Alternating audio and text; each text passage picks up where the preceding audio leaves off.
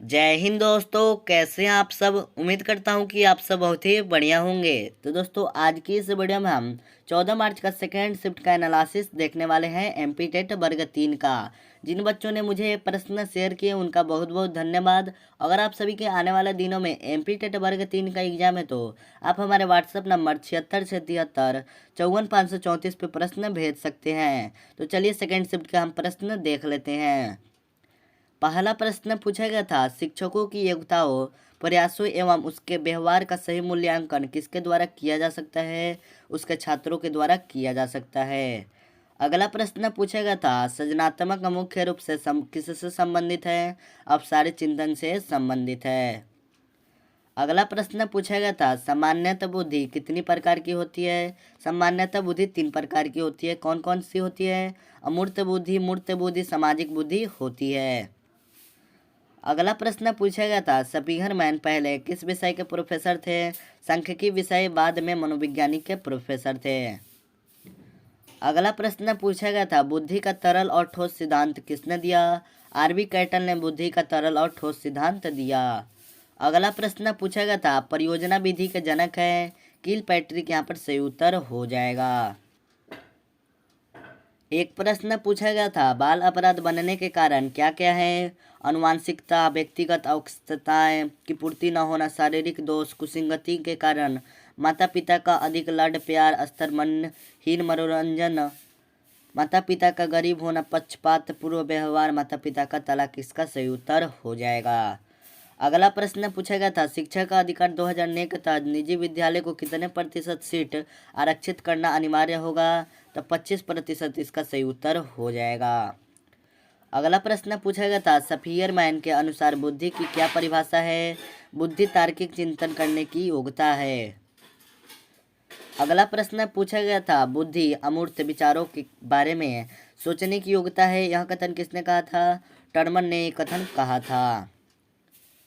अगला प्रश्न पूछा गया था, किसी बालक में चिंतन की योग्यता उसके सफल जीवन का मूल्य आधार है। यह कथन किसने कहा था।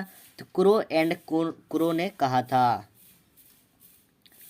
अगला प्रश्न पूछा गया था, शिक्षा मनोविज्ञानिक की उत्पत्ति कब हुई। 1900 ईस्वी में शिक्षा मनोविज्ञानिक की उत्पत्ति हुई।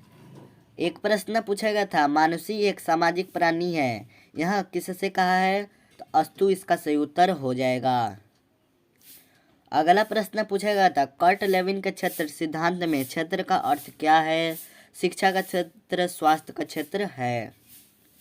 अगला प्रश्न पूछा गया था, शिक्षा में समावेशन का क्या अर्थ है। सभी विद्यार्थी को शिक्षा की मुख्य धारा प्रणाली में स्वीकारना। इसका सही उत्तर हो जाएगा।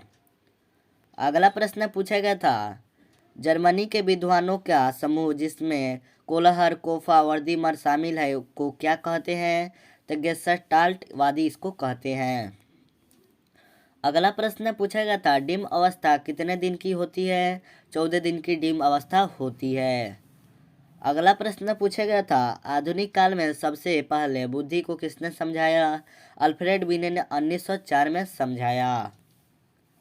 अगला प्रश्न पूछा गया था, गर्भवती महिला का वजन कितना बाद बाद जाता है। तो 10 किलोग्राम से 12 किलोग्राम तक बढ़ जाता है। अगला प्रश्न पूछा गया था, मनोविज्ञानिक के जनक कौन है। तो सिगमंड फ्रायड इसका सही उत्तर हो जाएगा। एक प्रश्न पूछा गया था, जीन पियाजे के द्वारा रचित पुस्तक का नाम क्या है। तो language and thought of the child इसका सही उत्तर हो जाएगा। अगला प्रश्न पूछा गया था, लिखने संबंधी विकार को क्या कहते हैं। तो डिस्ग्राफिया कहते हैं।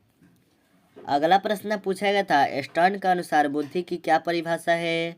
बुद्धि एक सामान्य योग्यता है जिसके द्वारा व्यक्ति नई परिस्थितियों के साथ संयोजन करता है।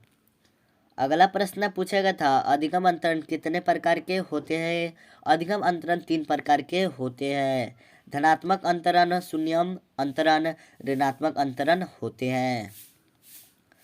एक प्रश्न पूछा गया था, निःशुल्क एवं बाल शिक्षा का अधिकार एवं अधिनियम 2009 का विस्तार किस राज्य में नहीं हुआ। तो जम्मू कश्मीर इसका सही उत्तर हो जाएगा।